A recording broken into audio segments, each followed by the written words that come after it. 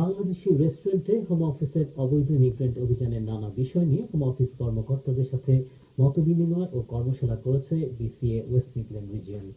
এতে রেস্টুরেন্ট মালিকরা তাদের সমস্যার কথা তুলে ধরেন এবং তা সমাধানের আহ্বান জানান। বিস্তারিত জানাচ্ছেন জিয়া রহমান জিয়া। ব্রিটেনে বাঙালিদের মূল ব্যবসা খাদি শিল্প হলেও বর্তমানে এই ব্যবসায় প্রতিনিয়ত পড়তে হয় নানা বিড়ম্বনায়।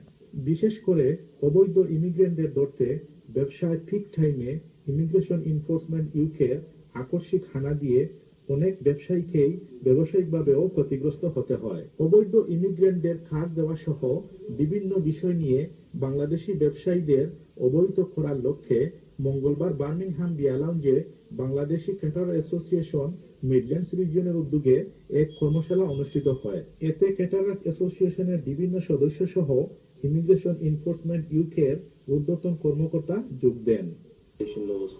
I'm really grateful for being here today for the invitation from Bangladeshi Catering Association, because part of our role is to encourage compliance and raise awareness of our operations.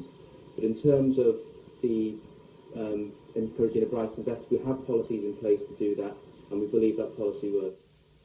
এ ধরনের কর্মশালা আয়োজন সম্পর্কে Bangladesh caterers association west midland রিজিয়নের সভাপতি আলহাজ নুরুল হক JP ও সাধারণ সম্পাদক মোহাম্মদ সেলুমিয়া বলে, এখন বর্তমান অবস্থায় বাংলাদেশ রেস্টুরেন্টের প্রধান সমস্যা হয়ে গেছে, মেজর সমস্যা হয়ে গেছে immigration rate.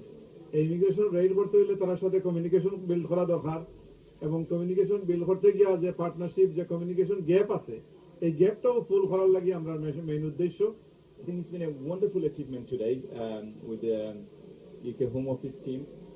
We've done a wonderful workshop that gives our members, BCA's members, a chance to put their questions to Home Office team. Ziaur Rahman Zia, Bangla TV news, Birmingham.